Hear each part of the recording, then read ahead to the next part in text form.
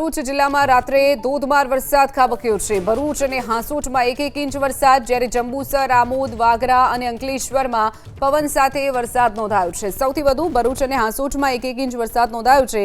ગત મોડી રાત્રે ભરૂચ જિલ્લામાં વરસાદ ખાબક્યો હતો। ધોધમાર વરસાદ નોંધાયો છે। ભરૂચ અને હાંસોટમાં 1-1 ઇંચ, જ્યારે જંબુસર, આમોદ, વાગરા અને અંકલેશ્વરમાં ભારે પવન ફૂંકાયો અને ત્યારબાદ મેઘરાજાનું આગમન થયું હતું।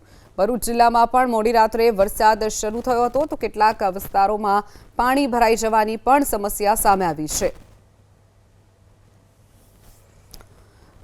આ તરફ ભરૂચમાં 1 ઇંચ વરસાદ વરસતા પાણી ભરાઈ ગયા છે। કસક ગરનાળા પાસે પાણી ભરાઈ જવાની સમસ્યા। શહેરના પ્રવેશદ્વાર સમાન ગરનાળામાં પ્રથમ વરસાદમાં જ પાણી ભરાઈ ગયા છે, જેના કારણે સ્થાનિકોને હાલાકી વેઠવાનો વારો આવ્યો છે। ભરૂચનું જે પ્રવેશદ્વાર સમાન જે મેઇન મુખ્ય રસ્તો ગણાય છે, તે કસક ગરનાળું, જેના આ દ્રશ્યો છે। પહેલા વરસાદમાં જ કસક ગરનાળામાં પાણી ભરાઈ જવાની સમસ્યા સામે આવી છે, જેના કારણે વાહન ચાલકો પરેશાન થયા હતા।